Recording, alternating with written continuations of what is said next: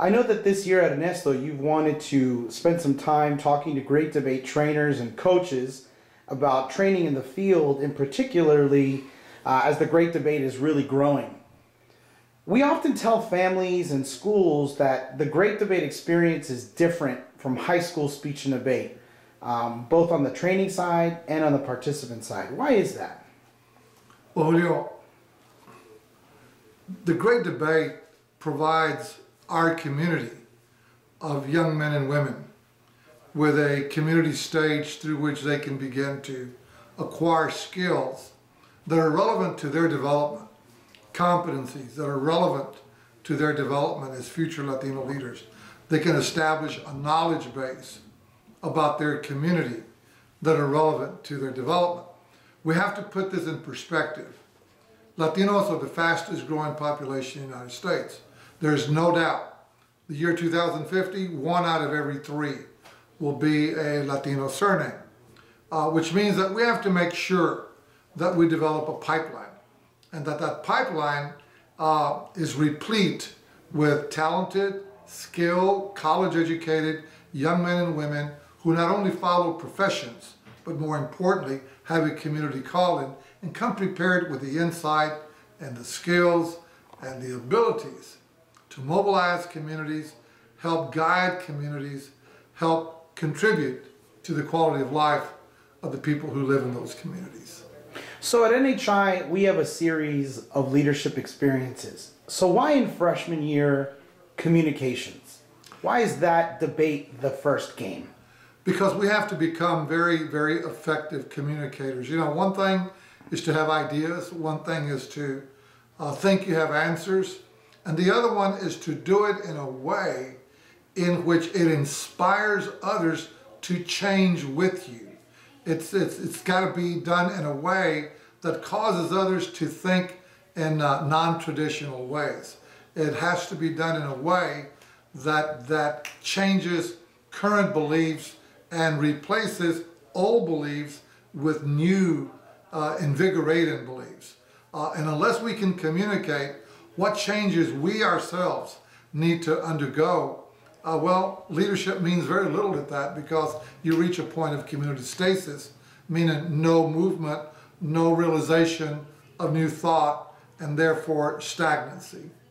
So new ideas and new beliefs, how do you do that? If I'm a coach, how do I take on those big goals, learning goals, through my role as a trainer? Well, I think it's really an opportunity for young people and project administrators to know that they're laying down through the great debates a very key foundational starting place for leadership development. Leadership development means young men and women who can communicate complex ideas in inspiring ways, who can help communities realize that where we are may not be where we want to stay, and that we need to move far beyond the beliefs and the ways we look at things as they currently stand to a much greater or more expanded level of community life and community existence. So it takes people who know how to communicate well and convince and inspire and engage. So foundational step, the great debate introduces kids, young men and women, to that. It's an awesome opportunity to know that you can get up with confidence and convey new thought. So what should a Sunday meeting look like? Or if you were talking to a parent to describe what a Sunday practice or a Sunday meeting should look like, I know that at one level, rehearsing and practicing and, you know, just going through the routine of getting ready is important. What are some of the things that you would hope are going on? Well, I would hope, and in particular for project administrators and head training coaches, that they not, and I want to emphasize and underscore that they not set up a top-down hierarchy of learning. Why do we want to recreate the classroom? NHI programs are not designed to be neither instructional nor corrective in what they do. We don't want to tell kids, no, that's not the way you do it, or we don't want to do it this way, or this is how you need to do it, and we're going to rehearse it until you get it right. If we're approaching learning from the top down, then we're violating our own learning principles. NHI is about creating learning environments and stimulating the learning environment and managing the learning environment. Here's the key, Julio. Learning how to use IBL, inquiry-based learning, and learning how to use action learning principles, learning how to ask questions as a means of guiding or stimulating young people to begin to formulate thought and crystallize thought and allow them to reflect on what they should learn or how they should express or how should they respond to a particular intellectual challenge. I know that many times we have a lot of seniors who've done the CWS and have received some in-depth training on IBL, but then I sometimes hear, but we got to get them ready for competition. We got them ready for rounds. It's important for them to learn the rules. What if there are objections? Why is there that disconnect, you feel? Or how do we answer that? Because we're so influenced by the ways we have been taught to learn. I mean, honestly, in contemporary teaching environments, school, college, whether we use computers, whether we use chalkboards, whether we use other ways of teaching as we know it historically, we still depend on someone being the knowledge expert, and that comes across as being a teacher or a professor. And it's the job of the teacher or professor to fill the brain of this kid with data or with information or knowledge, right? And so what that infers is that the people in charge know and the people who are sitting in the classroom don't know. NHI operates under the premise that all children are all-knowing and that they're born with the inherent capacities to learn through logic and the use of reasoning. So it becomes Socratic at that point, is that the trainers cannot be the centers of attention. It's the student who needs to be the center of attention. It's the responsibility of the trainer to stimulate and organize the learning environment and use primarily questions or some form of social constructive learning using some form of action learning principles, using questions and inquiry-based approaches that allows the student to be stimulated by the nature of the question, the nature of the challenge, and that they learn from that environmental situation where they must conjure up, test, offer, advance their ideas. If we're not doing that, then what we're doing merely is top-down, traditional, and once a child learns that, they will not remember it for a long time. All studies show that instructional, traditional type of education is probably remembered in about 10% of the cases, the content. The rest is gone. I know that sometimes the training ends up taking place at their local high school in some cases, or even in a university setting. You've talked a lot already about the environment. What would be some tips you could give the coaches and trainers about how they can transform or set up? What can they do with the environment that enhances the learning? Well, one of the things we have to guard against is when we talk about not having a traditional learning environment, Julio, we have a tendency to overreact to that, and so we want to totally informalize it. So we don't want to be eating, chips and drinking Cokes because we want to informalize it, or as that's our understanding of it. What we want to do is have a lot of physical movement opportunities for kids to sit wherever they want, where they can arrange their chairs in small groups or large groups. Keep in mind here, the idea of NHI top training is to put the student at the top of the learning hierarchy and the trainer at the bottom. And so it's a bottom-up learning experience with the trainer or the resource person stimulating the conversation, creating learning opportunities by posing challenges or asking questions, and getting students to cooperate and share ideas and test ideas and compete with ideas and disagree with ideas and having fun in the process. They're having to learn to articulate and defend. And so through the use of IBL, a skilled trainer can know when to ask the appropriate questions that allows kids to go and reflect and go, I gave a pretty good answer. And it's in that kind of level of encouragement and inspiration that the student wants to then become stronger in self-learning processes. As you and I have been traveling to a lot of these regions this year and doing some field training with the coaches, this year we added a lot of challenges to the menu of things to do, such as a sponsors program, a class gift. Some regions don't do inductions, or some regions haven't really spent a lot of time into their banquet.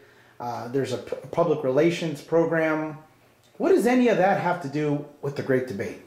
Well, as you know, the National Hispanic Institute is exactly that. It is an institute of learning. And there is a protocol that we want to use in how we conduct our business.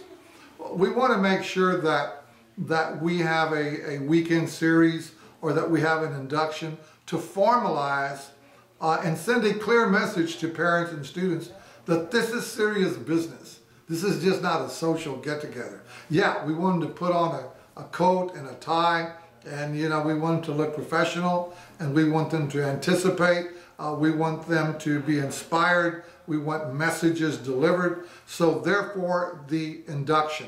We want parents to know these are the schedules. This is where we meet. These are the times we meet. This is how we ensure the security of the child. As we proceed with the learning process, we want kids to look forward to coming. If we do interesting things with our training, we don't have to worry about whether kids come or don't come. They'll come of their own volition. If we know how to create stimulating learning environments, the kids will come on their own. Now, why all these other things, such as the class gift? It's very important to the Latino community that we learn about philanthropy. There is a big difference in philanthropy and charity. In philanthropy, you're making an investment. That investment may be 20 years from now, 5 years from now. It is not immediate. And we need to get our community to begin to understand that stewardship is about constancy. That engagement is not occasional, it's lifetime. And so when we become involved, it's not, I'm going to go to 2-3 meetings and do my thing and I'm out of here. It's a lifetime commitment to community. And so when we have banquets and things of that nature, we're recognizing that constancy, that sense of giving, that sense of philanthropy, and we're reviewing how our efforts are in changing the lives of others, and we're giving testimony to how it's changing our lives. One of the most important things about giving and civic engagement, Julio, is the sense of self, that you know that your talent, your skill, your words, your ideas changes lives. And that's an important realization, and learning that you're not just a citizen, that you're just not an everyday person, that you're a special person in the lives of others. I know that some of the looks on the faces of some of the trainers were at first, man, this is a lot more work for us to do. What would you say you were hoping that trainers would learn from a leadership point of view in taking on these additional challenges or putting a little bit more work into their regions beyond training?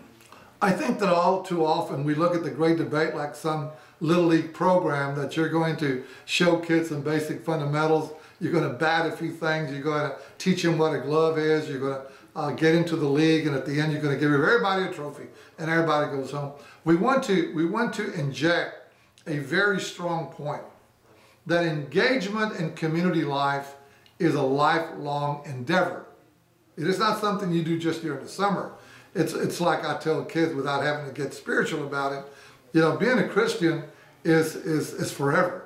It's not something you do as a hobby, and being spiritual is forever. It's something that is part of your heart, part of your makeup. It's the same thing with leadership. Being a leader in a community means that it goes way beyond your self-interest, that you're looking out for the interests of other people, and you're trying to do things that benefit them, benefit their children, benefit others in the community. And so that realization has to occur, and starting it at the 9th grade is a great beginning point.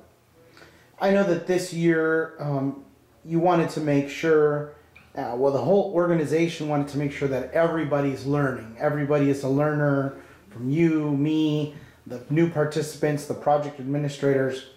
One particular group that I know is a big group in the Great Debate training staff are the 10th graders. They haven't even gone to LDZ yet. It's their first time coaching. What would you say is a final piece of advice or something to remember to the 10th graders who are getting their feet wet and coaching for the first year? Well, at any great debate level, there are about 4 levels or 5 levels of leadership learning that are taking place. Let's start with the adults. Let's start with the project administrators or the assistant project administrators. Maybe they're in their 30s, maybe they're in their 40s, maybe they're former NHIers. It really doesn't matter. It's coming to the realization that they're there to learn as well.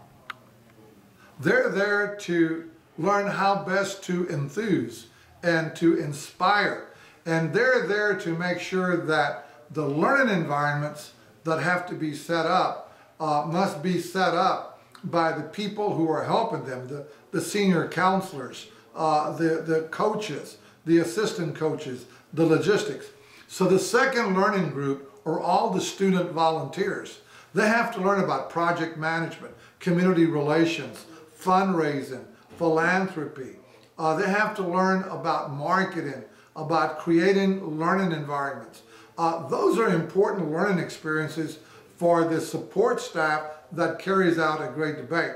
Then you have the actual first-time student. And what are they learning? And what's their takeaway in terms of the learning experience? Well, they're there to find out about themselves, how they operate under pressure, whether they have the gift of vocabulary, for example, to make complex points, whether they know how to use marketing or posture or voice or eye contact as a way of communicating ideas. They need to know if they have the resiliency in them when they get knocked down and they have to get back up and continue. These are all key early development learning leadership principles. If we take that away from them because we want to direct them, they will do as you ask them to. If you give them instructions, they will follow the leader. But there is a problem. If they follow the leader, you're teaching them to be followers, not leaders. And so that leads me to one of my last questions. Some of our regions have undergraduates. Some regions have undergraduates from other regions who are going to be coaching. We have some project administrators who've been around for a while. What would your words of advice, or what would you like them to remember this year, our more experienced veteran group of volunteers? That you're not coaching a Little League team. That you're not going to a great debate. You know, the great debate is an event, but it does not provide all of the boundaries around this experience. You have to have your ego in check. I see all too many project administrators come with score pads to the tournaments, and they're keeping an eagle eye on everything that's going. That leads me to believe that they're more concerned about who wins the tournament. I'm more concerned about what kids learned, that they actually get the point of the theme, that they understand it, that the bracket administrators, the judges, they understand their roles, that they ask intelligent questions in the process, The tournament directors, were they able to orchestrate the whole setting? The first time participants, the ninth graders, do they understand what team play is about? To me, those are much more important learning lessons than who gets the silver cup. I think someone needs to get a silver cup, by the way. I think somebody needs to advance to the finals and be part of the Sweet 16. I think it's wonderful when someone's performance is recognized. But at the end of the day, the real question is, what did we learn from this that takes us to the next level in our long-term and continuing preparation to be community impact players and in our mission to change the lives of others? And so, I guess in kind of a quick summation, what is the final message you want to leave with all of the training staff, from the parent boards to the PAs to the 10th grader coaching his first time? What is the last thing you want them to remember as they watch this video on the internet? The last words you want to leave them with? You know, Julio, I've been doing this work for 34 years. And I wake up every morning and I'm learning something new about NHI. I'm learning something new about its behaviors, about its needs, about its weaknesses, about its threats, about its opportunities. I don't work on NHI, in NHI, I work on NHI. And I want to clarify that. We can spend all this time working in the programs of the Great Debate. Or as administrators, we can take a step away and ask ourselves, are we creating the learning environments so that the volunteers are learning something, the parents are learning something, the students are learning something? Are we doing things that help schools who sponsor these kids learn something? Because if we can't answer these questions, then we're failing in our job. Because as you know, that the community pillar called community learning is foundational. It's not what churches do, it's not what parents do, and it's not what institutions do. Community learning, which is what the National Hispanic Institute is about the transmission of messages, social messages, of engagement, and community caring, and community calling. If we're not doing that, if all they're doing is coming to a debate and then saying, see ya, then we failed in our mission. And in particular, and this is kind of negative, we have taken that little pipeline we need for future leaders and we've cut it off at the pass. And at the end of the day, we've not done our job. So what are you looking forward to as you make some final rounds into the field? What are you looking forward to seeing as you make some trips to the Valley, El Paso, Midwest one more time before the summer? You know, my mother, Julia, was one of the greatest teacher learners of leadership I've ever seen. My mother used to engage 2,000 kids at a time. And people would come to the park and there was all kinds of activities going on. There were festivals and basketball games and horseshoes. There were things for the elderly, things for young kids, things for older kids. And she was always in her office reading the newspaper. And my tia Rebecca used to say, Esther, how can you sit here and read the newspaper where you have 2,000 people outside? And my mother would always say this, I take the time to train others to do the job of community work. And if you train them well, you don't have to worry about being out there directing. It takes care of itself. I think that's the takeaway, that if the project administrator sets up the learning environment well, and all of the various levels involved clearly understand this magnificent responsibility and calling, then I think everything will take care of itself. And the project administrators can sit back and observe and kind of coach or make a casual comment here and there, but it's always, it must be left in the hands of the students, the youth. Those are the learners that are the most important for us. Thank you.